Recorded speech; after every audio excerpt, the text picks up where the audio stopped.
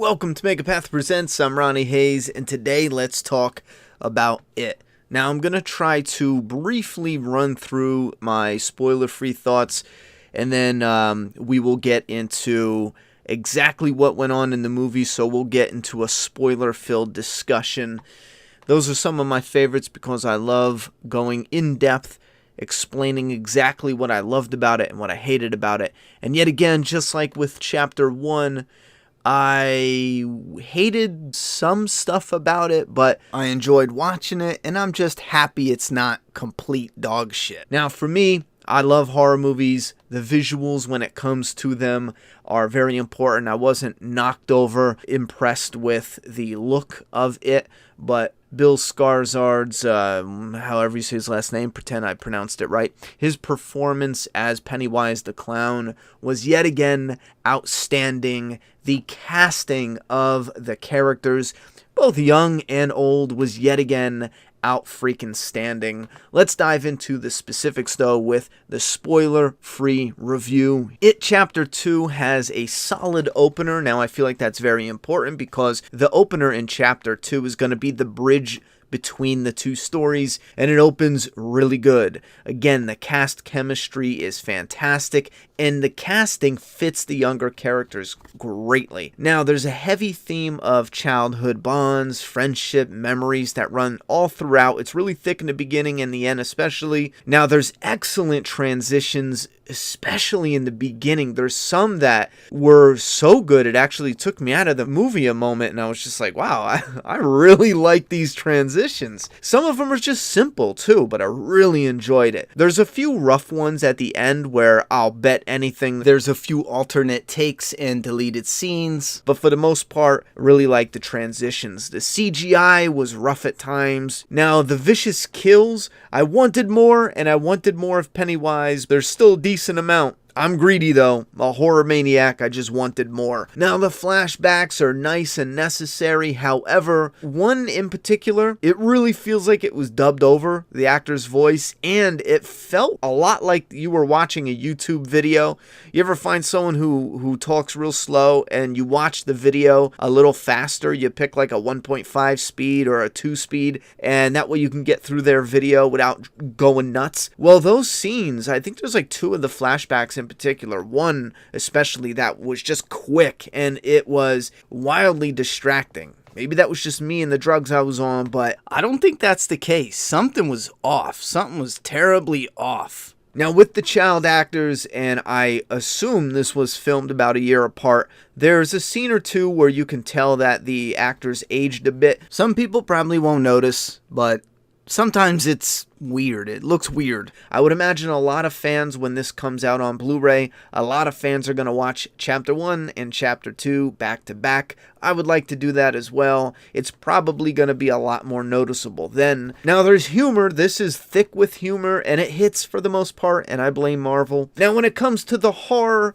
I feel the exact same way in Chapter 2 as I do with Chapter 1. The shake and fake is something that is absolutely frustrating, and what I mean by that is instead of genuinely getting some creepy or scary scenes, some type of scary or ugly or freaky or repulsive monster just shakes wildly and rushes at the camera. 9 times out of 10, it's an absolute fake. There's a few times where it's fatal or it's an attack, but again, 9 times out of 10, it's just like, oh, it's just a bad vision. And I think this happens specifically in It because he feeds off of the fear, so he's getting them nice and afraid, nice and tasty. But I just do not like that shake and fake. A little bit here and there is cool, but use it too much, and it's too much. And to close out the spoiler-free section, my biggest con is going to actually be the ending. How they defeat It, in my eyes, was very underwhelming. I mean, very underwhelming. So overall, I enjoyed this about as much as I enjoyed Chapter 1. It's a very long It story. I know Part 2 in particular, sometimes it feels a little too long, like it drags on. The third act for me, it didn't work a lot. It just was okay. The beginning and the middle I probably enjoyed more than the ending. Now, it wasn't outstanding for me and my tastes personally, but I enjoyed it enough to watch it again, to buy the Steelbook Blu-ray when it releases, and most likely get a statue or some type of representation of it for my home or office. I love visuals when it comes to monsters or villains or any cool visual character, and this works enough where I'll do all three. If you're on the fence about going to see It Chapter 2, go and see it. And if you do not want any spoilers, then you better hit the like button and exit the video now, please, because I am immediately diving right into some spoilers. We'll pop over to some Easter eggs I noticed before we get into the actual movie spoilers, but I dig the Lost Boys poster. There's a couple music moments you can pick out. There was the Shining reference, obviously because of Stephen King. There was a Thing reference where the head grows little spider legs. I love the Thing, so I thought that was a neat reference. The turtle from the book is in there, and It Origins, I screwed that up. Pennywise's origin and all of the book stuff I'm gonna plot right there because I'm sure some of it touches and some of it's kind of ambiguous. And also the bike, there's a lot more. Be sure to put down what you caught for an Easter egg down in the comment section below, but the bike is in there, and that's, I feel, an Easter egg because it was showcased in the 1990 movie. I'm sure it's in the book, but also that bike reminded me that they took out a part that was in the 1990 movie where it was Bill's wife that Pennywise took and had trapped, and remember she lost her memory? Well, that was completely taken out of It Chapter 2, and I'm fine with that. I think it actually flowed better with her being taken out. Now let's bring it back to the intro. I freaking loved the intro here, and like I said before, it bridges Chapter 1 and 2, so the intro was very important. They managed to succeed in getting a strong vibe of friendships and childhood and memories. They got a really strong vibe of that in a small community or small town. They just knocked it out. And again, this is early on. But the first victim we get is a vicious kill. I thought that was friggin' awesome. I love how it was stylized, where the assault victim was in the water and it was really blurry, and you see Pennywise in the darkness and his eyes light up, but his hand is in the clear foreground and he's super blurry in the background. And then when the guy's boyfriend gets down and sees him, and Pennywise just takes a bite out of him and all the balloons around, that whole style there is friggin' awesome. And I'm telling you what, someone's gonna make a massive statue of Pennywise just eating the shit out of a guy, probably based off of this scene, and it's gonna look frickin' epic. I mean, there's a ton of potential for that. Just saying. It was cool. And I don't know if it's symbolic or if it was done on purpose, but we get two important kills. One's a girl, one's a boy. Now the girl, what I love, it's the same girl that is given a teddy bear or something that the first victim in the intro gets, or in the very beginning. But that little girl is given this stuffed animal, and later on we see her with it. She walks away from her mother, and I thought this scene was fantastic because it shows how heartbreaking it is. This is a creature that hunts the children of Derry. I mean, that's absolutely heartbreaking. They did a great job showcasing this cute, sweet, innocent looking little girl, and she had a birthmark on her face, and it's heartbreaking thinking she's getting picked on. And he utilizes her biggest weakness to have her drop her guard and lure her in because she was smart at first. I thought that scene was beautifully constructed. However, it did make me wonder something. At first, she seemed a little cautious, scared. She even calls him scary looking. But then he kind of chills her out. And I was expecting him to then make her afraid and then eat her. But he doesn't. He just gets her comfortable and not afraid, and then he sneak attacks her. So maybe super fans, you can explain how that makes sense to me? But at least it shows how clever he is tricking kids into trusting him, getting near him, and then gobbling their faces off. Now the boy victim is in the restaurant scene, the sewer scene, and the funhouse scene.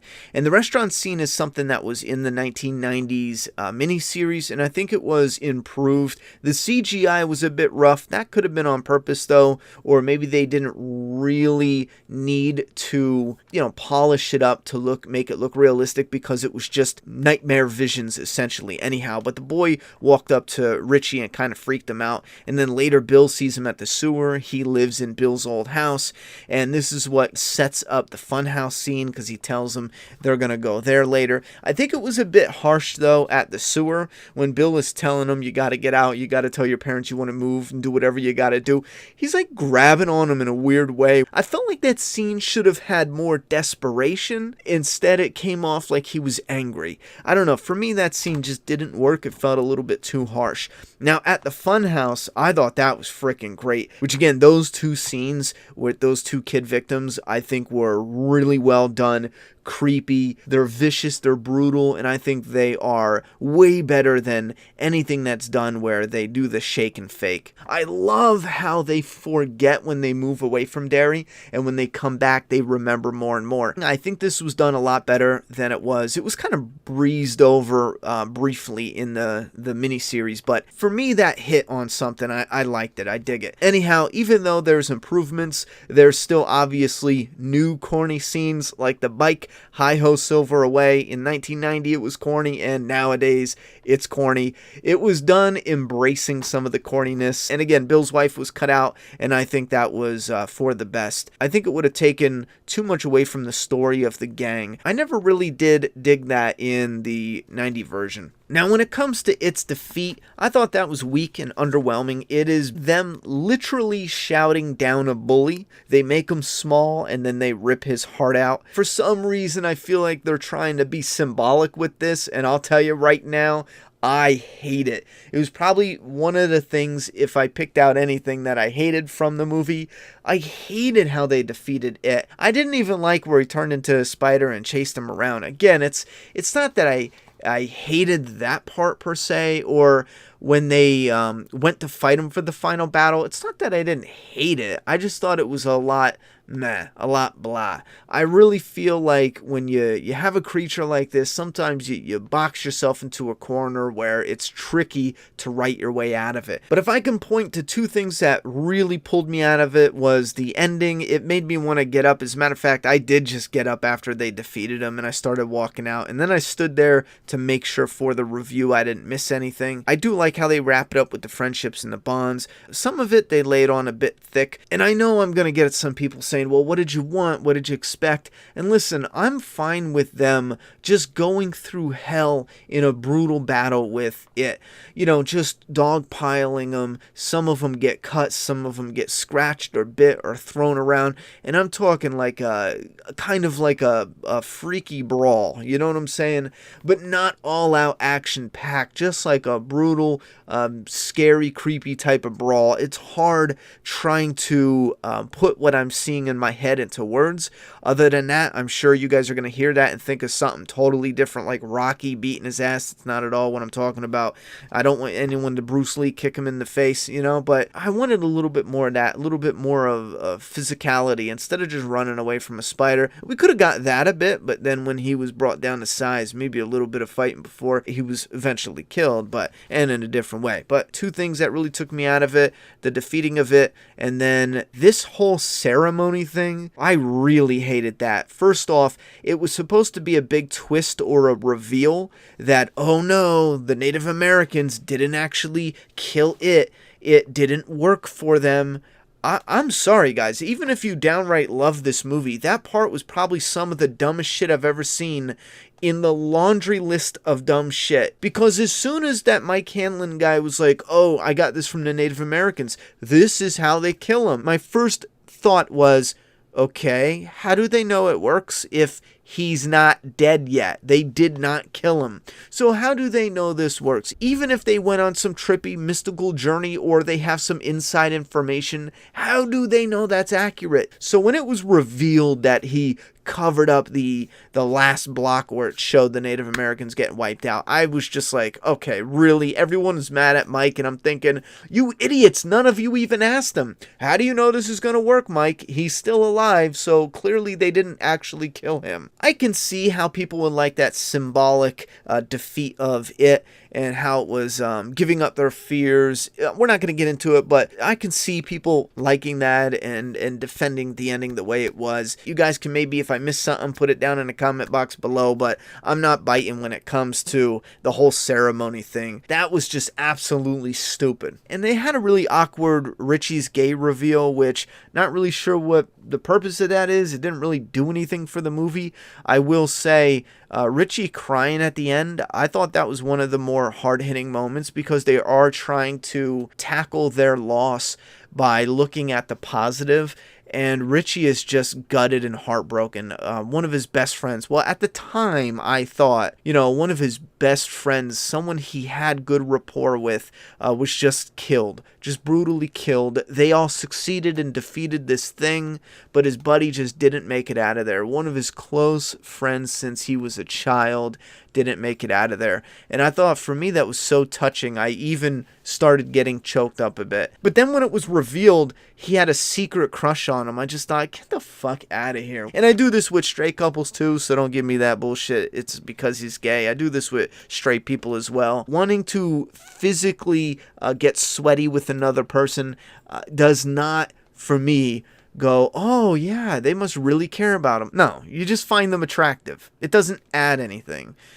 Anyway, I thought that was a bit forced. Alright, so to close this out, yes, the actors had great chemistry, the casting was damn near perfect, the humor is high, at some moments a little too high, the tension is thick, but I wanted a little more, the scares are still weak like with Chapter 1, that's a personal preference, so if you don't feel the same, I absolutely understand. Now, even though the scares are weak, I am a visual fanatic, and the visuals made it fun, although it wasn't all that scary. It is really funny, though, because throughout the movie, the writer character was known for making a good movie with a bad ending, and I gotta say, this is a good movie with a bad ending for me. I am teasing. I don't think the ending itself was bad. I just found the, boss fight to be underwhelming. Now, on a scale of 1 to 7, let's say terrible, boring, redundant, okay, good, great, and rarely outstanding, this for me was about a 5 out of 7, which is, it was a good movie. And I might be wrong, but I'm predicting after a while, when it's no longer new, it will just be an okay movie for me. So I'll turn this over to you. Speak your geek down in that comment box. I'm done talking. It's your turn.